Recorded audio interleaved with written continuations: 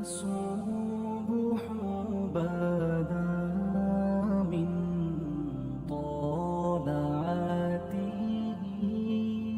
کہ حضرت حنا سلام اللہ علیہ اللہ کی جلیل القدر بندی ہیں. یہ سورہ آل عمران ہے. یہ اس عظیم المرتبت خاندان کے نام پر منسوب ہے. حضرت حنا حضرت عمران کی بیوی ہیں اور اس جوڑے کے ہاں اولاد نہیں تھی. صبر شکر کر کے زندگی کاٹ رہے تھے. کوئی بات نہیں، اگر اولاد نہیں ہے تو کوئی بات نہیں، اللہ کی تقسیم پہ ہم راضی ہیں. ایک دن دوپہر کا وقت تھا. صحن میں چارپائی بچھائے آپ جو ہیں وہ لیٹی تھیں کہ کیا دیکھا کہ گھونسلے میں چڑیا نے بچے نکالے ہوئے اور کہیں سے چڑیا اڑ کے جا کے دانا اٹھا کے لاتی ہے. بچہ چونچ کھولتا ہے اور اس کی ماں اس کی چونچ میں دانا ڈالتی ہے.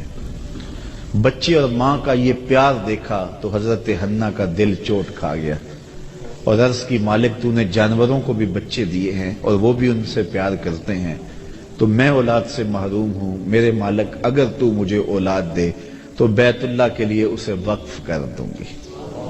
اللہ نے ان کی گود ہری کر دی. ہوتا یہ تھا کہ جب اولاد ہوتی تو پہلا بچہ ہوتا اس بیٹے کو بیت المقدس کے لیے وقف کر دیا جاتا. 300 حجرے تھے بیت اللہ کے آس پاس جہاں اس طرح کے بچے رہتے تھے. لیکن جب ولادت کے لمحے آئے تو وہ بیٹا نہیں تھا، وہ بیٹی پیدا ہوئی. حضرت حنا بہت پریشان ہوئی کہ ان کو مردوں کے ہجوم میں کیسے رکھوں گی. تو کہا مالک یہ تو بیٹی پیدا ہوئی ہے. کہا حنا پریشان نہیں ہونا، جس طرح کی ہم نے تمہیں بیٹی دی ایسے بیٹے بھی نہیں ہوتے. اور اس بیٹی کا نام تھا مریم سلام اللہ علیہ، جو حضرت عیسیٰ کی والدہ بنی سلام اللہ علیہ. تو حضرت مریم کی ولادت ہوئی. جب منت پوری کرنے کا وقت آیا، انہوں نے شعور کی زندگی میں قدم رکھا تو اپنی منت یاد آئی. تو اب پھر دوبارہ پریشانی جاگ پڑی کہ اب مردوں کے ہجوم میں اس خاتون کو کیسے رکھا جائے. تو یہ طے پایا کہ کوئی بوڑھا بزرگ آدمی اس کی کفالت اپنے ذمے لے لے اور اس کی ضروریات کا وہاں خیال رکھے. اور جب یہ طے پایا تو بہت سارے لوگ اس عالی مرتبت خاندان کی صاحبزادی کو اپنی کفالت میں لینے کے لیے بے چین ہو گئے. حتیٰ کہ لوگوں کا جب زیادہ تقاضا ہوا تو قرعہ ڈالا گیا، اقلام ڈالی گئی. قرعہ فال نکلا حضرت زکریا علیہ السلام کے نام. یہ قرآن ہمیں ساری کہانی بتاتا ہے. سورہ آل عمران میں حضرت زکریا 120 سال کی عمر میں تھے اور ان کی زوجہ تھی 99 سال کی عمر میں، اور یہ جوڑا بھی اولاد سے محروم تھا. پیغمبر تھے حضرت زکریا علیہ السلام اور سکے خالو لگتے تھے حضرت مریم سلام اللہ علیہ. تو ان کے نام قرعہ نکلا.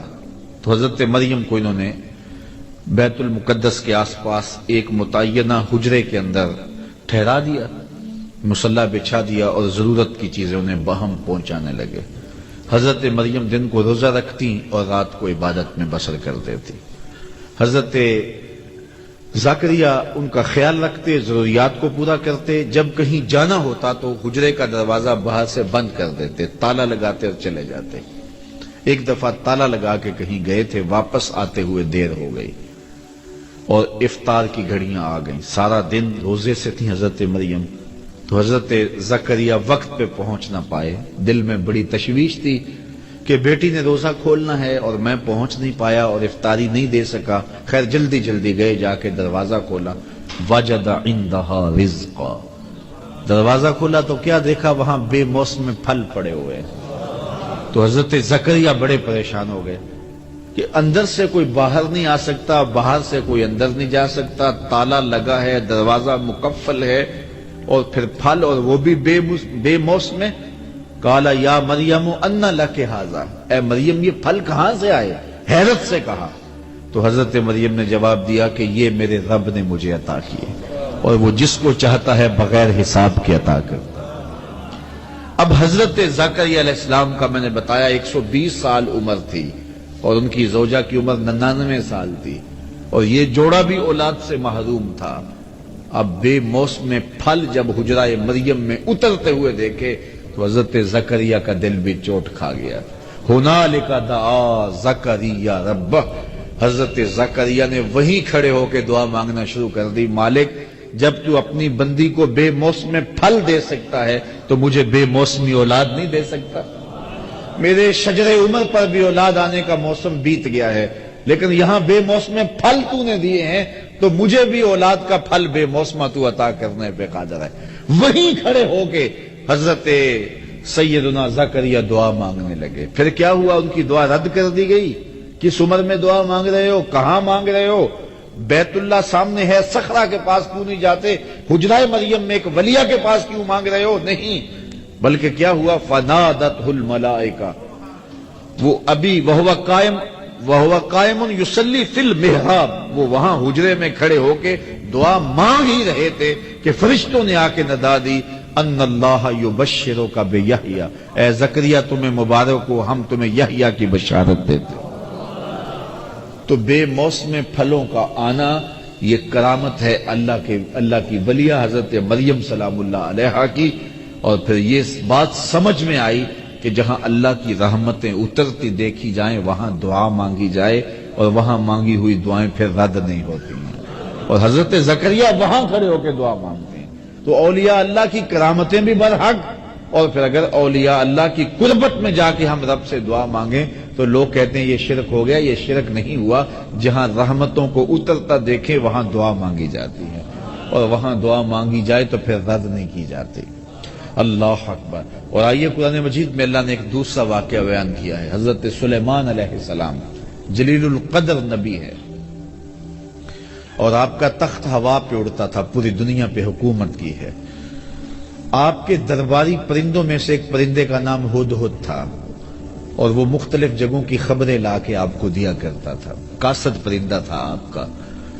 کچھ دن غائب رہا تو فرمایا کہ میں ہدہد کو نہیں دیکھ رہا، اگر اس نے کوئی معقول بہانہ نہ کیا، کوئی بات نہ بتائی تو میں اس کو قتل کر دوں گا، ذبح کر دوں گا، یا شدید اس کو سزا دوں گا۔ خیر وہ آیا، اس نے ساری کہانی سنائی کہ حضرت میں ملک سبا میں نکل گیا تھا، وہاں ایک عورت ہے جو تخت و تاج کی مالکہ ہے، اور اس کا تخت اتنا بڑا ہے کہ 60 ہاتھ چوڑا، 80 ہاتھ لمبا، اور 1 ہاتھ شرم جو ہے وہ کونی تک ہوتا ہے۔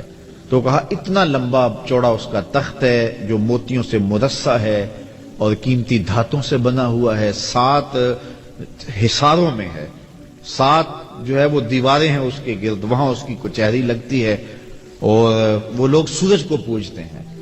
تو وہ خبر دی تو حضرت سلیمان نے ایک خط لکھا، اور خط کے اوپر بسم اللہ الرحمن الرحیم لکھا، اور کہا یہ میرا خط لے جاؤ اور جا کے اس کے تخت پہ پھینکاؤ، پھر دیکھو وہ کیا کہتے ہیں۔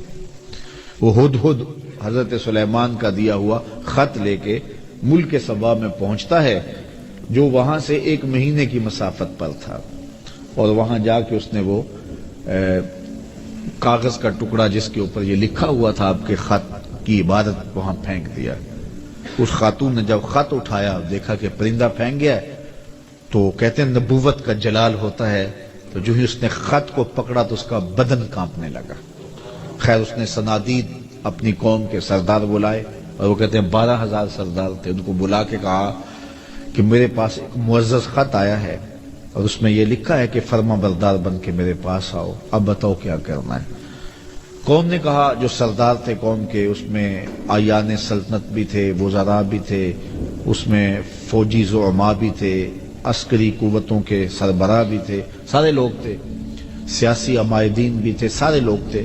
انہوں نے کہا کہ فوجی ہماری تیار ہیں، اسلحہ ہمارے پاس موجود ہے، قوم متحد ہے، مورال بڑا بلند ہے، کوئی ٹینشن نہیں ہے، اگر وہ حملہ کرتے ہیں تو ہم مقابلہ کریں گے، باقی رائے آپ کی ہے، جو آپ فیصلہ کریں ہم اس فیصلہ کے مطابق جو ہے وہ کریں گے۔ تو اس نے کہا کہ جب بادشاہ کسی ملک پہ حملہ کرتے ہیں تو پھر تاخت و تاراج کر کے رکھ دیتے ہیں، میں نہیں چاہتی کہ لڑائی کی نوبت آئے، میں ہدیہ بھیجتی ہوں، پھر دیکھتی ہوں کہ وہ کیا اس کا جواب دیتے ہیں۔ تو اس نے قاصد کو ہدیہ دیا اور حضرت سلیمان کے دربار میں بھیجا۔ وہ ہدیہ کیا تھا؟ مفسرین نے لکھا ہے کہ وہ ایک سونے کی اینٹ تھی، جس کو قیمتی کپڑے میں لپیٹ کر کے تشتری میں سجا کر کے حضرت سلیمان کی بارگاہ میں پیش کرنے کے لیے قاصد صنعاء سے چلا اور حضرت سلیمان کے دربار تک پہنچا۔ حضرت سلیمان نے نور نبوت سے دیکھ لیا کہ وہ ایک اینٹ لے کر کے سونے کی آ رہا ہے، تو آپ نے اس کے آنے سے قبل اپنے دربار میں حکم نامہ جاری کیا کہ یہ جو دربار کو رستہ آتا ہے اس رستے میں سونے کی اینٹوں کا فرش لگا دو۔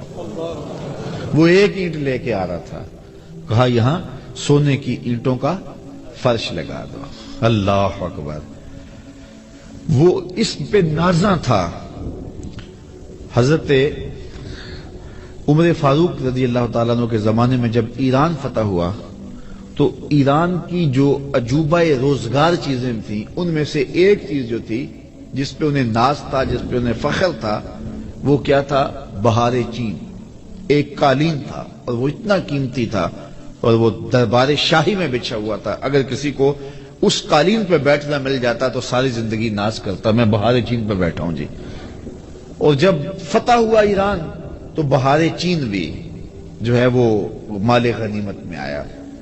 تو اب مشورہ ہوا کہ اس بہار چین کو کہاں رکھا جائے، تو کسی نے کہا جی مسجد نبوی میں بچھا دیا جائے، ریاض الجنہ میں بچھا دیا جائے، کسی نے کہا کہ نہیں ایسے کیا جائے، کسی نے ایسے کیا جائے۔ حضرت عمر نے کہا میری رائے پوچھتے ہو؟ کہا جی۔ کہا اس کو مسجد کے باہر جہاں جوتیاں اتاری جاتی ہیں وہاں پھیلا دو، جب لوگ آئیں اور یہاں جوتے صاف کریں اور پھر مسجد میں آئیں۔ اور پھر ایسے ہی ہوا۔ وہ بہار چین جس پہ بیٹھنا لوگوں کے لیے باعث فخر تھا، کہا اس کو مسجد سے باہر بچھا دو تاکہ لوگ یہاں جوتے اتاریں تو آگے آئیں۔ اسلام ان چیزوں کو اہمیت نہیں دیتا ہے، تو وہ اینٹ پہ ناز کر رہے تھے، کہا یہاں فرش بچھا دو۔ اللہ اکبر! اور جب وہ وہاں پہنچا تو اس نے دیکھا، اور وہ کیا ہدیہ پیش کرتا؟ خیر حکم شاہی تھا، وہ ہدیہ لے کر آیا۔ تو حضرت سلیمان نے کہا کہ تم اپنے ہدیے پہ خوش ہوتے ہو، میں تمہارا ہدیہ لینے والا نہیں ہوں، اطاعت کر کے آ جاؤ ورنہ جنگ کے لیے تیار ہو جاؤ۔ جا کے اس نے پھر بتایا جا کے کہ حضرت ہم وہاں گئے ہیں ایک اینٹ لے کر، وہاں تو فرش میں بچھی ہوئی اینٹیں نظر آ رہی، ان کو ہمارے ان ہدیوں کی کوئی ضرورت نہیں ہے، وہ تو انہوں نے قدموں میں ڈال کے رکھی ہیں۔ خواجہ نظام الدین اولیاء کے پاس علاؤ الدین خلجی آتا تھا، اس کی آرزو تھی کہ میں ان سے ملاقات کروں، آپ ملاقات نہیں کرتے تھے۔ آپ نے فرمایا کہ فقیر کی خانقاہ کے دو دروازے ہیں، اگر تو ایک دروازے سے آئے گا دوسرے سے باہر نکل جاؤں گا، اور اگر تو نے زیادہ ضد کی طرح شہر چھوڑ جاؤں گا۔ خیر وہ آ ہی گیا تو خادموں نے آپ سے ملنے نہ دیا، پہرے دار کھڑے ہو گئے، تو اس نے سمجھا کہ یہ فقیر مر جائیں گے لیکن اپنی ڈیوٹی سے نہیں ہٹیں گے، تو اس نے کہا اچھا میں استبل حضرت کا دیکھنا چاہتا ہوں، حضرت کی خان کا دیکھنا چاہتا ہوں۔ تو جب استبل میں پہنچا تو جو گھوڑے تھے ان کی زنجیریں سونے کی تھی اور جو میخیں تھیں قلعے تھے وہ چاندی کے تھے۔ تو بڑا حیرت زدہ ہوا اور اس کو شرارت سوجی، اس نے کاغذ کے ٹکڑے پہ لکھا یہ کیا ہوا، فقیروں کے پاس بھی سونا چاندی اور بادشاہوں کے پاس بھی سونا چاندی، اور یہ کاغذ کا ٹکڑا اندر بھیجا۔ حضرت نظام الدین اولیاء نے دیکھا، اس کی پشت پہ لکھ کے دوبارہ بھیجا۔ فرق یہ ہے کہ بادشاہ خزانوں میں سنبھال کے رکھتے ہیں، فقیر گھوڑوں کے قدموں میں ڈال کے رکھتے ہیں۔ تو وہ لپیٹ کے اندر ایک سونے کی اینٹ کو لا رہے تھے اور یہاں راہوں میں اینٹیں بچھی ہوئی تھیں۔ کہا کہ انہیں ہدیے کی کوئی لوڑ نہیں ہے اور وہ تو راہوں میں اینٹیں بچھائے ہوئے ہیں، تو اطاعت قبول کرنی ہوگی یا جنگ کے لیے تیار ہونا پڑے گا، یہ ان کا پیغام ہے۔ تو پھر بلقیس، ملکہ بلقیس تھی یہ ملک سبا کی بادشاہ، اس نے کہا کہ میں خود جاتی ہوں اور جا کے ان کی اطاعت قبول کرتی ہوں، اور پھر وہ اطاعت قبول کرنے کے لیے حضرت سلیمان کی بارگاہ میں حاضر ہونے کے لیے صنعاء سے چلی اور حضرت سلیمان کے پاس آئی۔ جب حضرت سلیمان کے دربار کے بالکل قریب آ گئی، سادہ لفظوں میں کہہ لو یوں بائی پاس کے قریب آ گئی، تو آپ دربار میں بیٹھے، صبح کا وقت تھا، آپ کے درباری حواری بیٹھے تھے۔ آپ نے فرمایا کہ میرے درباریوں، ملکہ بلقیس آ رہی ہے اور اسے اپنے تخت پہ بڑا ناز ہے، کوئی ہے جو اس کے آنے سے قبل وہ تخت لے آئے؟ جس طرح وہ اینٹیں بچھائی تھی، اینٹیں لے کر آئے تھے، تو جس تخت پہ ناز ہے وہ تخت ہی لا کے اس سے قبل قدموں میں رکھ دیا جائے۔ تو اب تخت 1 مہینے کی مسافت پہ تھا اور کوئی چھوٹا نہیں تھا، کوئی ڈبیا نہیں تھی کہ جیب میں ڈال کے لے آنی ہے، اگر ڈبیا بھی ہو پھر بھی 2 مہینے چاہیے۔ پھر وہ تخت 7 مکفل چہار دیواریوں میں تھا اور پہرے دار کھڑے تھے، تالے لگے تھے، مزاحمت کے بعد اس کو ٹکڑوں میں بانٹ کر بھی لانا ہو تو سال چاہیے، لیکن آپ نے فرمایا وہ باہر آ گئی، یہاں بائی پاس کے قریب آ گئی ہے، تو کوئی ہے جو لے آئے؟ ایک جن اٹھا، قال عفریت من الجن، ایک جن نے کہا حضرت میں لاتا ہوں۔ اچھا کتنی دیر تک لاؤ گے؟ کہا مجلس برخاست ہونے تک لے آؤں گا۔ یہ صبح کا وقت تھا اور مجلس برخاست ہوتی تھی چاشت کے بعد، دوپہر کے وقت، اس نے کہا میں دوپہر تک لے آؤں گا. بہت بڑی بات تھی. 1 مہینہ جاتے لگتا تھا، 1 مہینہ آتے لگتا تھا. 60 ہاتھ چوڑا تھا، 80 ہاتھ لمبا تھا، کئی ہاتھ موٹا تھا، قیمتی دھاتوں کا بنا تھا. اس نے کہا میں طاقت بھی وار بھی ہوں اور دیانتدار بھی ہوں، اس کا ایک موتی بھی ضائع نہیں ہونے دوں گا، اور دوپہر تک لا کے آپ کے قدموں میں رکھ دوں گا. بہت بڑی بات تھی. لیکن حضرت سلیمان نے کہا نہیں، مجھے اس سے بھی پہلے چاہیے، مجھے اس سے بھی پہلے چاہیے. قال الذی عندہ علم من الکتاب. پھر وہ اٹھا جس کے سینے میں زبور کا علم تھا. آصف بن برخیہ نام لکھا ہے مفسرین نے، اور آپ کا خالوزاد تھا، یہ آپ کا بھانجا تھا اور آپ کا امتی تھا، اسم اعظم جانتا تھا. وہ اٹھ کے کھڑا ہوا، حضرت انا آتی کا بے ہی، میں حاضر کر دیتا ہوں. کہا یہ تو دوپہر تک کا وقت دے رہا جن، تم کتنی دیر تک لاؤ گے، کتنا وقت لو گے؟ تو آصف بن برخیہ بولے میں اپنی جناب جانب سے نہیں کہہ رہا، قرآن کہہ رہا ہے. قال الذی عنده علم من الکتاب، جس کے سینے میں کتاب اللہ کا علم تھا وہ بولا انا آتی کا بہ، میں حاضر کر دیتا ہوں. کتنی دیر لگے گی؟ قبل ان یرتد الیک طرفک، حضور آپ آنکھ بعد میں جھپکیں گے، تخت پہلے پڑا ہوا. اور حضرت سلیمان نے ابھی آنکھ نہیں جھپکی، تخت سامنے پڑا ہوا تھا. اللہ اکبر. تو جب تخت سامنے نظر آیا تو بے ساختہ کہا ھذا من فضل ربی، یہ میرے رب کا فضل ہے جس نے میری چوکھٹ کے ایک غلام کو یہ شان دی ہے. یار جس نبی کے غلام کی یہ شان ہے، جس نبی کے مقتدی کی یہ شان ہے کہ وہ اتنی مسافت سے اتنا بڑا تخت ہے، یہ قرآن ہے، اس کا انکار بھی نہیں کیا جا سکتا، آنے واحد میں لا کے قدموں میں رکھ دیتا ہے. ایک بدبخت نے کہا ہے کہ یہ تمثیلی واقعہ ہے، یہ سمجھانے کے لیے بات بیان کی ہے. نفس الامر میں ایسا نہیں ہوا، جبکہ قرآن تمثیلی واقعات نہیں بیان کرتا، یہ حقیقت ہے. وہ تخت بلقیس آیا، آنے واحد میں آیا، قرآن کہتا ہے سامنے پڑا ہوا تھا. اور حضرت سلیمان نے کہا یہ میرے رب کا فضل ہے کہ جس نے میرے مقتدی کو یہ شان دی. یار جس کے مقتدی کی یہ شان ہے، حضرت سلیمان کے مقتدی کی یہ شان ہے کہ 1 مہینے کی مسافت سے تخت بلقیس لا کے آنکھ جھپکنے سے قبل قدموں میں حاضر کر دیتے ہیں. اور خود مقتدی بن کے حضرت سلیمان جس نبی کے پیچھے کھڑے تھے مسجد اقصی میں، اس مقتدا کی شان کا عالم کیا ہو. یہ شان ہے خدمت گاروں کی سرکار کا عالم. اور یہ بات طے ہے جس طرح حضور نبیوں سے افضل ہیں، حضور کی امت باقی امتوں سے افضل ہے. اسی طرح حضور کی امت کے ولی باقی امت کے ولیوں سے افضل ہیں. تو اگر تخت بلقیس آنے واحد میں حضرت آصف بن برخیہ حاضر کر دیتے ہیں، تو اگر امت مصطفیہ کے کسی ولی کی کوئی ایسی کرامت بیان ہوتی ہے تو پھر چی بجبی کیوں ہو جایا جاتا ہے؟ کیوں حضور کی عظمت، حضور کے امتیوں کی اور حضور علیہ السلام کی امت کے اولیاء کی عظمت کا کیوں انکار کر دیا جاتا ہے؟ کابل میں بھیڑ بنی ہوئی تھی، لوگوں کا ہجوم تھا. شاہی خادموں سے ایک لونڈی گزرتے ہوئے اس نے کہا یہ کیا تماشا ہے، کیوں لوگ کھڑے ہیں؟ لوگوں نے کہا یہ تماشا نہیں ہے، یہ شاہ نقش بند بخاری آئے ہیں بخارے سے، اور لوگ ان سے اکتساب فیض کر رہے ہیں. تو کہا یہ لوگ کون ہوتے ہیں؟ کہا یہ باطن کے طبیب ہوتے ہیں، من کی امراض دور کرتے ہیں. اور کہا سنو، اوکھے ویلے مشکل وقت کام بھی آ جاتے ہیں. اس نے کہا نسبت قائم کرنے میں کیا حرج ہے؟ شیخ سے نسبت قائم کر لی. وقت گزرتا گیا، نیک تو پہلے ہی تھی لیکن شیخ کی تعلیمات کا رنگ چڑھا اور زیادہ دیانت سے کام کیا. شاہ کی نظر میں بہت زیادہ محبوب ہو گئی. باقی ہم اثر لونڈیوں نے حسد کیا اور چوری کر کے اس کے سامان سے برآمد کروا دیا زیور بادشاہ کا. بادشاہ کو بڑا غصہ آیا، میں نے اتنی محبت دی، اتنا اعتماد کیا اور میرے گھر کی چوری کی اس نے. حکم نامہ شاہی جاری ہو گیا کہ اس کو لے جاؤ محل کی چھت پر، چوبارے پر، اور وہاں سے جا کے دھکا دے دو تاکہ اس کے ٹکڑے ٹکڑے ہو جائے بدن کے، لوگوں کو پتہ چلے بادشاہوں کے گھر کتنے مقدس ہوتے ہیں. اس نے لاکھ کہا کہ میں نے چوری نہیں کی، لیکن اس میں کون سنتا تھا اس کی. خیر لونڈی کو چوبارے پہ لے جایا گیا اور جلاد دھکا دینے لگا تو اس کو اب یاد آیا کہ سنا ہے اوکھے ویلے پیر کام آتا ہے. تو اس نے بخارے کی طرف منہ کر کے کہا شیع للہ چوں گدائے مستمن المدد خواہم ز شاہ نقشبند، اللہ کے لیے میرے پیر میری مدد کو آؤ. اس سے اوکھا ویلا میرے اوپر کیا ہو سکتا ہے؟ اتنے میں جلاد نے دھکا دے دیا. جلاد نے جب دھکا دیا اور وہ نیچے آئی، شاہ نقشبند بخاری کے ہاتھ پھیلے ہوئے تھے. آنکھیں پھٹی کی پھٹی رہ گئی، بے ساختہ. کہا حضرت آپ کب آئے؟ فرمانے لگے تو از چبارہ آمدی من از بخارا آمدم. تو چبارے سے چل پڑی تھی، میں بخارے سے چل پڑا. یہ شان ہے خدمت گاروں کی، سرکار کا عالم کیا ہوگا. تو اللہ تعالیٰ نے اپنے ولیوں کو یہ طاقتیں دی ہوئی ہیں، یہ توانائیاں دی ہوئی ہیں.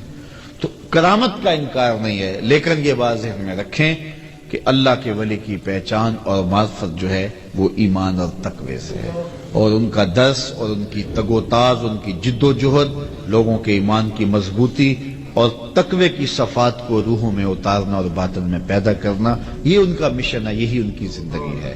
باقی راستے میں کبھی کبھی کرامات کا بھی ظہور ہو جاتا ہے، کبھی ایسا ہوتا ہے ساری زندگی گزر جاتی ہے کرامات کا ظہور نہیں بھی ہوتا. کتنے اولیاء ایسے گزرے ہیں جن کی کرامات ہمیں نہیں ملتی، تو اس کا مطلب ہے وہ ولی نہیں تھے. اور کتنے لوگ ہیں کہ جن کی کرامات بہت زیادہ ملتی ہیں اور وہ اس پائے کے نہیں ہیں، اس سے قبل جو گزرے ہیں وہ جلیل المرتبت جو ہے وہ مقامات پہ فائز تھے، لیکن ان کی کرامات اتنی ہمیں نہیں ملتی جتنی کرامات ہمیں بعد میں متاخرین کی ملتی ہیں. اصحاب کی اور تابعین کی اتنی نہیں ملتی. تو اس کا مطلب ہے ان کی کرامات نہیں تھی، زندگی میں ان کی توجہ اس سمت نہیں رہی اور لوگوں نے جو ہے وہ اس نظر سے جو ہے وہ ان کو نہ دیکھا. اس لیے یہ بات ذہن میں رکھیں کہ کرامات اپنی جگہ پہ برحق، لیکن کرامات کا کاروبار نہ کیا جائے. ہمارے صوفیہ تو یہاں تک فرماتے ہیں الکرامات حیض الرجال، کرامات مردوں کا حیض ہے. جس طرح ایام مخصوصہ میں عورتیں اس کیفیت کو چھپاتی ہیں، اہل اللہ نہیں چاہتے کہ ہم سے کرامات کا صدور ہو، وہ یہ چاہتے ہی نہیں ہیں. بلکہ حضرت شاہ نقشبند بخاری علیہ رحمہ سے کسی نے پوچھا حضرت آپ کی کوئی کرامت؟ تو فرمانے لگے کہ اس سے بڑی کرامت اور کیا ہے کہ اتنے گناہوں کے بعد زمین پہ چل رہا ہوں، زمین اپنے اندر مجھے دھنسا نہیں رہی. تو یہ ان کے جذبات تھے. یہ نہیں ہے کہ یہاں بیٹھے ہیں اور کرامات کا ظہور کر رہے ہیں. وہ کبھی کبھی ایسا ہوا ہے کہ پاؤں سے ٹھوکر لگی. حضرت شاہ نقشبند بخاری کی کبھی کیفیت ایسی بھی ہوئی کہ آپ نہر کے کنارے جا رہے تھے، کسی نے کہا حضرت اب وہ لوگ نہیں رہے کہ جن کی کرامات جو ہے وہ ان کا ظہور ہوتا تھا. فرمانے لگے نہیں ہیں جو آج بھی پانی کو کہیں کہ ادھر نہیں ادھر چل تو ادھر چلنا شروع کر دے تو وہ دریا ادھر چلنا شروع ہو گیا. فرمایا میں نے تو ویسے ہی بات کی تھی تو چلنا شروع ہو گیا. تو یہ کبھی کبھی ان کی زبان سے نکلا تیر یوں تیر بہادر ہوتا ہے، اور کبھی ایسا ہوتا ہے کہ وہ کسی بات کو اللہ کی بارگاہ میں منوانے کے لیے کئی سال تک دعائیں کرتے رہتے ہیں، میرے مالک یہ کام کر دے، میرے مالک یہ کام کر دے. تو یہ مختلف کیفیات ہوتی ہیں. حضرت ابو عمار حنبلی فرماتے ہیں کن طالبا للاستقامہ لا طالبا للکرامہ، نفسوں کا تطلب منک الکرامہ وربک یطلب منک الاستقامہ. کہا کرامت کا طالب نہ بننا، استقامت کا طالب بننا. تیرا نفس تجھ سے کرامتیں مانگتا ہے، تیرا رب تجھ سے استقامتیں مانگتا ہے. تو رب استقامت مانگتا ہے، رب چاہتا ہے میرا بندہ نیک ہو، صالح ہو، مشکلات میں گھبرائے نہ، صبر کے دامن کو چھوڑے نہ، واویلا نہ کرے. تکلیف آ جائے تو اس کو میرے حضور عرض کرے کہ مالک یہ دور ہو جائے، اگر دور نہیں ہوتی میری آزمائش ہے تو اس پہ صبر کرے، اس پہ حوصلہ رکھے. اور غربت میں بھی اس کو آزماؤں گا، غربت کی آزمائش میں پورا نکلے. دولت دے کے بھی آزماؤں گا، دولت کی آزمائش میں پورا نکلے. یہ آزمائش ہے اللہ کی. کسی کو دولت نہیں دی گئی تو یہ بھی اس کی آزمائش ہے. رب نے پیدا کیا بندے کو، اللہ آزماتا ہے. اس کو کچھ نہیں دیا گیا، یہ واویلا تو نہیں کرتا، اس غربت کو تماشا تو نہیں بناتا، ہاتھ تو نہیں پھیلاتا، یہ سوال کا دروازہ تو نہیں کھولتا. اس کی غربت کی آزمائش ہے. پھر دولت دے کے کئیوں کو آزمایا جاتا ہے. اس کو دولت دی گئی ہے، یہ دولت سے فرعون تو نہیں بن جاتا، قارون تو نہیں بن جاتا، حامان تو نہیں بن جاتا، جھوٹی خدائی کا دعوے دار تو نہیں ہو جاتا. بلکتے یتیموں، لاچاروں اور مجبوروں کی مدد کے لیے اس کی تجوریاں کھلتی ہیں، یا ان سسکتے لوگوں کو دیکھنے کے باوجود بھی آنکھیں موند کے گزر جاتا ہے. اس کے دل میں احساس اور نرمی اور رقت پیدا ہوتی ہے، یہ نہیں ہوتی. اللہ تعالیٰ دولت دے کے بھی آزماتا ہے، غربت دے کے بھی آزماتا ہے. اصل امتحان گاہ ہے دنیا، اور یہ دنیا جو ہے اس امتحان سے ہم سرخرو کیسے ہوں گے؟ پرچے مختلف نوعیتوں کے ہیں.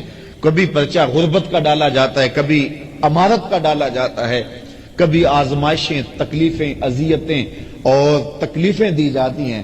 حضرت ایوب اللہ کے نبی ہیں، بیماری نے ایک عضو پہ حملہ کیا، اللہ اکبر. اور پھر جب زبان کی طرف بیماریوں کا رخ بڑھا تو کہا مالک اس بیماری زبان پر بیماری جاری نہ کرنا، یہ تیری تسبیح بولتی رہے۔ اللہ شکایت نہیں کی ہے، ایک ایک عضو جو ہے بیماری کا شکار ہوتا ہے، لیکن شکایت نہیں کی۔ حضرت یوسف علیہ السلام کی آزمائشیں دیکھو، کبھی کنان کے اندھے کنویں میں ڈالا جاتا ہے، اور پھر مالک ابن زغر کی قید میں آتے ہیں، اور پھر مصر کے شہنشاہ کے گھر میں جاتے ہیں تو کتنی ریشمی آزمائش بچتی ہے کہ فریفتہ ہو جاتی ہے عزیز مصر کی بیوی، اور حضرت یوسف علیہ السلام کے لیے ایک مصیبت بن جاتی ہے کہ جس نے مجھے مالک ابن زغر سے خریدا، جس نے میرے لیے آسودہ ماحول پیدا کیا، اور آج میں کیا اس کے گھر میں خیانت کروں، اور وہ ہے کہ وہ ڈورے ڈال رہی ہے۔ پھر وہ وقت بھی آیا، کتنی آزمائش کڑی تھی کہ ایسی آزمائشوں سے گزرنا کوئی آسان نہیں ہوتا کہ دروازے مکفل کر کے بت کے پردہ ڈال کے زلیخا بولتی ہے تعلق یوسف اب تو آ جاؤ، اب کوئی نہیں دیکھ رہا۔ لیکن کتنا اللہ کا نبی، کتنا عظیم المرتبت تھا کہ ان حالات کے اندر بھی آزمائش کی بھٹی میں گزر کر بھی قال معاذ اللہ، کہا میں اللہ کی پناہ میں آتا ہوں۔ اور پھر اس آزمائش سے نکلے تو پھر کیا ہوا کہ وہ خواتین آ گئی مصر کی اور انہوں نے انگلیاں کاٹ لی، اور یہ بلوائی تو زلیخا نے تھی، اور وہ کہتی تھی غلام پہ دل ہار گئی، شہرا ہو گیا نا اس بات کا، تو اس نے بلوایا سب کو اور پھل دیے۔ پھر حضرت یوسف تھوڑا سا نقاب سرکا کے گزرے تو وہ ساری اس فتنے میں جو ہے وہ شکار ہو گئی جس میں زلیخا شکار تھی، اور حضرت یوسف علیہ السلام کو ساری اپنی خواہشات پیش کرنے لگی، پہلے ایک تھی اب کئی ہو گئی، اور یہ ساری عظیم المرتبت خاندانوں کی خواتین تھی۔ حضرت یوسف علیہ السلام پریشان ہو کے اس آزمائش سے نکلنے کے اللہ کی بارگاہ میں کیا عرض کرتے ہیں، مالک اس آزمائش سے بہتر ہے میں قید میں چلا جاؤں۔ اور پھر 7 سال تک حضرت یوسف علیہ السلام قید میں رہے، اپنی عصمت بچانے کے لیے، آبرو بچانے کے لیے۔ زندگی آزمائشوں کا نام ہے، مشکلات کا نام ہے۔ کیا میں نے اس خاکداں سے کنارہ جہاں رزق کا نام ہے آب و دانا، پلٹنا جھپٹنا جھپٹ کر پلٹنا، لہو گرم رکھنے کا ہے ایک بہانہ، پرندوں کی دنیا کا درویش ہوں میں کہ شاہی بناتا نہیں آشیانہ۔ نبیوں کی آزمائشیں ہوئی ہیں، امام رازی نے لکھا ہے مکے سے لے کر طائف تک 70 ایسے نبیوں کی قبریں ہیں جن کی وفات صرف بھوک کی وجہ سے ہوئی ہے، صرف بھوک کی وجہ سے ہوئی ہے۔ یار ہمیں کیا آزمائش آئی کہ دوڑ کے بابے کے پاس چلے جاتے ہیں، بے عمل بابے کے پاس جا کے اپنا ایمان بھی لٹا دیتے ہیں۔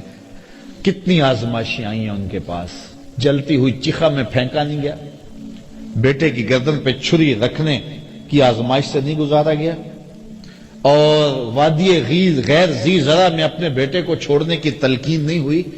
کن کن آزمائشوں سے نہیں گزرے یار، میرے اور آپ کے آقا و مولا کن آزمائشوں سے نہیں گزرے؟ حضور کا خاندان کیا کربلا سے نہیں گزرا؟ بلال حبشی کیا تپتے ہوئی ریتوں پہ نہیں لیٹے؟ حضرت خباب بن ارت کے جسم کے لوتھڑے جو ہے وہ توڑے نہیں گئے؟ کیا حضرت عمار ابن یاسر کی ماں کو مکے کے بازار میں شہید نہیں کیا گیا؟ حضرت یاسر کو شہید نہیں کیا گیا؟ حضرت عمار کو پکڑ کے آگ کے کولوں پر رکھا نہیں گیا؟ لوگوں کے بازو اور ہاتھ کاٹے نہیں گئے؟ کیا کیا مصیبتیں نہیں آئی ہیں راہ خدا میں؟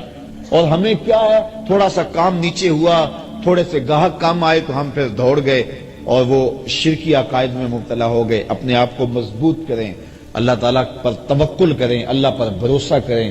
کبھی وہ دولت دیتا ہے، کبھی کم دیتا ہے، کبھی زیادہ دیتا ہے، کبھی خوشی دیتا ہے، کبھی غم دیتا ہے، کبھی مسرت دیتا ہے، کبھی خوشحالیاں دیتا ہے، کبھی بڑھاپا ہے، کبھی جوانی ہے۔ یہ ساری آزمائشیں ہیں، کبھی دولت کی فراوانی ہے، کبھی بیماری ہے، کبھی صحت ہے، کبھی عزت ہے، کبھی رسوائیوں کی راہوں سے گزرنا پڑتا ہے۔ ان سارے مقامات سے گزرے، اللہ کا شکر ادا کرے اور اپنے دامن کو کبھی داغدار نہ ہونے دے، اور اللہ پر توکل کبھی کمزور نہ ہونے دے۔ اگر وہ خوشی میں رکھے تو کہا مالک تیری کرم نوازی کہ تو نے مجھے خوشیاں دی، اور اگر دکھ آ جائیں تو پھر کہے مالک جے سونا میرے دکھ وچ راضی تے میں سکھ نو چلے ڈاواں۔ مسرتیں ہوں، مسرتیں کوئی ہجوم کے اندر بھی اس کا شکر ادا کرے، اور دکھ غم آ جائیں تو پھر بھی تکلیف محسوس نہ کرے، کوئی بات نہیں ہے۔ دکھ ہمیشہ تے سکھ کدائیں، دکھاں تو سکھ وارے، دکھ قبول محمد بخشا راضی رہن پیارے۔ میں تمہیں صرف ایک حدیث سناتا ہوں، تمہیں ٹھنڈ پڑ جائے گی، مولا کائنات سید نبی المرتضیٰ سے مروی ہے۔ حضور نے ارشاد فرمایا جو اللہ کے دیے گئے تھوڑے رزق پہ راضی ہو گیا، سنو ذرا، ساری تقریر کا خلاصہ سمجھ لو، جو اللہ کے دیے گئے تھوڑے رزق پہ راضی ہو گیا، قیامت کے دن اللہ اس کے تھوڑے عملوں پہ راضی ہو جائے گا۔ چل بندے موج کر، تو میرے دیے ہوئے تھوڑے رزق پہ راضی ہے اور میں تیرے تھوڑے عملوں پہ راضی ہوں۔ تو بندہ ہو کے راضی ہے، ضرورت مند ہو کے راضی ہے۔ بچوں کے لیے دوا بھی چاہیے تھی، سر پہ چھت بھی چاہیے تھی، مشکلات سے نکلنے کی راہ بھی چاہیے تھی، لیکن انہوں نے کہا مالک میں واہ راضی ہوں، جس حال میں رکھے میں راضی ہوں۔ تو کہا تو بندہ ہو کے راضی ہے، تو کمزور ہو کے، ضعیف خلق الانسان ضعیفا، تو ضعیف ہو کے راضی ہے، اور میں تو رب ہوں، میں تو کبھی ہوں، تو میرے دیے گئے تھوڑے رزق پہ راضی تھا، میں تیرے تھوڑے عملوں پہ راضی ہو گیا۔ اور جو بلائیں تکلیفیں دنیا کے اوپر آتی ہیں، حدیث میں آتا ہے، صحیح حدیث ہے، قیامت کے دن اہل بلا کو جو صلہ دیا جائے گا، جو صبر کرتے ہیں بلا پہ، جو واویلا کہتے ہیں صلہ ضائع کر لیتے ہیں، جو بلا پہ صبر کرنے والے ہیں ان کو جو صلہ دیا جائے گا، تو باقی لوگ سوچیں گے کاش ہمارے جسم کو لوہے کی کینچیوں سے کاٹ دیا گیا ہوتا تاکہ اس پر ہمیں یہ بھی صلہ نصیب ہوتا۔ تو صاحب یہ زندگی اللہ پر توکل کرو، اگر بے بسی ہو جائے مصلی بچھا کے اس کو عرض کرو مالک یہ مشکل آ گئی ہے، یار چھوٹے چھوٹے بچوں کو مصلی بچھا کے دو، ہمارے گھر میں یہ مصیبت آ گئی ہے، تو اللہ سے مانگو، توکل کرو، اس پہ بھروسہ کرو، منت مان لو، روزوں کی منت مان لو، اور منتیں مان لو اس کے حضور، نمازوں کی منتیں مان لو، لوگوں کو کھانا کھلاؤ، حسن سلوک کرو، رشتہ داروں کے ساتھ اچھائیاں کرو تاکہ وہ مصیبت ٹال جائے۔ لیکن ہمارے پاس ہر مرض کا ایک الگ بابا ہے، اور اس بابے کے پاس جا کے ہم اپنا سب کچھ لوٹا دیتے ہیں، الیاذ باللہ، ایسے جو ہے وہ اعمال کرنے کے لیے وہ کہتے ہیں کہ الیاذ باللہ۔ یہ میں نے اس تناظر میں باتیں کی ہیں کہ یہ روز سوشل میڈیا کے اوپر ہم دیکھتے ہیں اور کوئی نہ کوئی بابا منظر عام پہ آتا ہے اور پھر اس کو سامنے کیا جاتا ہے، یہ دیکھو جن لوگوں کا عقیدہ، قطعاً ہمارا عقیدہ نہیں، لیکن یہ ہمارا قصور ہے کہ ہم نے لوگوں کو جو ہے وہ زندگی گزارنے کا جو ڈھب ہے اس میں مشکلیں بھی ہیں، دھوپ بھی ہے، چھاؤں بھی ہے، اس حساب سے بھی انتظام کرنا چاہیے نا۔ آپ پہاڑی علاقے میں جائیں نا تو وہاں مکانوں کی چھتیں ایسی نہیں ہوتی، مکانوں کی چھتیں یوں ہوتی ہیں، کیوں؟ اس لیے کہ وہاں انہیں پتہ ہے برف باری ہونی ہے، برف باری ہے تو چھتیں پہلے ہی ایسے بنا کے رکھی ہیں، یہاں برف باری نہیں ہے تو چھتیں بالکل سیدھی ہیں۔ تو جب زندگی میں دکھ آنے ہی آنے ہیں، ہو ہی نہیں سکتا کہ نہ آئے، تو پھر ہمیں ذہن بنا کے رکھنا چاہیے، جب دکھ آئیں گے تو پھر صبر کا حوصلہ ہمیں ہونا چاہیے۔ یہ زندگی ہے، لقد خلقنا الانسان فی کبد، ہم نے انسان کو مشقتوں میں رہتا پیدا کیا ہے، فارمی چوزا نہیں ہے کہ ہوا بھی چلے تو گر جائے، نہیں، حالات کی تلخیوں کو سہے، مقابلہ کرے۔ ہم نے یہ سمجھا، ہر وقت بندہ یہ چاہتا ہے میرے پاس اتنی دولت آ جائے، یہ ہو، میرے پاس جو ہے وہ اس طرح کا بنگلہ ہو، اس طرح کی گاڑی ہو، یہ آسودہ زندگی ہو، اور اسی چکر میں ہم اپنی ساری زندگی برباد کر دیتے ہیں ان چیزوں کے حصول میں۔ مل جائے تو اللہ کا شکر ادا کرو، نہیں ملو تو مالک جس حال میں تو رکھے اس حال میں میں راضی ہوں۔ یہ کام اوکھا بڑا ہے، لیکن کوئی راضی ہو کے تو دیکھے پہ رب کی کرم نوازیوں کے کتنے می برستے ہیں۔ تو اپنی زندگیوں کو مالک کی دہلیز پہ رکھیں، مالک کی چوکھٹ پہ رکھیں، دکھ آئے سکھ آئے، ہم دھوپ میں ہوں پھر بھی اللہ کے ہوں، چھاؤں میں ہوں پھر بھی اللہ کے ہوں، برستی بارش ہوں پھر بھی اسی کے ہوں۔ یہ نہیں ہے کہ کوئی تھوڑی سی تکلیف آئی تو بھاگ کے کسی اور چھپر تلے چلے گئے، نہیں، مالک ہم تیرے ہی ہیں، بھوک دے گا پھر بھی تیرے ہیں، پیاس دے گا پھر بھی تیرے ہیں، کربلائیں آئیں گی پھر بھی تیرے ہیں، مشکلیں آئیں گی پھر بھی تیرے ہیں، پاؤں میں زنجیریں ہوں گی، ہاتھوں میں ہتھ کڑیاں ہوں گی، گھسیٹا جائے گا، نعرے تیرے نام کے ہی ماریں گے۔ بلال حبشی کو جب مارا جا رہا ہے وہ آگے سے مسکرا رہے تھے، کسی نے کہا بلال یہ عجیب تماشا ہے، تمہارا آقا تمہیں مارتا تم آگے سے جو ہے وہ روتے نہیں ہو، ہنستے ہو؟ تو بلال مسکرا کے فرمانے لگے تم بازار میں جاؤ نا مٹی کا پیالہ خریدنے، تو اس کو بھی ٹھونک بجا کے دیکھتے ہو کہیں کچا تو نہیں، اس کی آواز تو ٹھیک ہے؟ کہا میرا مالک بلال کو دیکھ رہا ہے، کہیں کچا تو نہیں، اس کی آواز تو ٹھیک ہے؟ میں کہتا ہوں مالک خرید لے بلال کو، کھال ادڑ بھی جائے گی، حق کی آواز ختم نہیں ہوگی، زخم پہ زخم کھا کے جی، خون جگر کے گھونٹ پی، آہ نہ کر لبوں کو سی، یہ عشق ہے دل لگی نہیں، وآخر دعوانا ان الحمدللہ۔ اللہم صلی علی سیدنا و مولانا محمد، اللہم صلی علی سیدنا و مولانا محمد۔ اللہ کے شیر ہے در کرار پر درود، اللہ کے شیر ہے در کرار پر درود اللہ کے شیر قدر کرار پر درود حضرت حسن حسین کے کردار پر درود اللہم صلی علی سیدنا و مولانا محمد وعلی سیدنا علی و سیدتنا فاطمہ و سیدتنا زینب و سیدنا حسن و سیدنا حسین وعلی آلہ و صحبہ و بارک وسلم زینب کی بارگاہ میں زینب کی بارگاہ میں زینب کی بارگاہ میں زینب کی بارگاہ میں سلام نیاز ہے زینب کی بارگاہ میں سلام نیاز ہے جو مرتضیٰ کی لاڈلی زہرا کا ناز ہے اللہم صلی علی سیدنا و مولانا محمد وعلی سیدنا علی و سیدتنا فاطمہ و سیدتنا زینب و سیدنا حسن و سیدنا حسین زینب کی بارگاہ میں سلام نیاز ہے زینب کی بارگاہ میں سلام نیاز ہے زینب کی بارگاہ میں سلام نیاز ہے زینب کی بارگاہ میں سلام نیاز ہے جو مرتضیٰ کی لاڈلی زہرا کا ناز ہے اللہم صلی علی سیدنا و مولانا محمد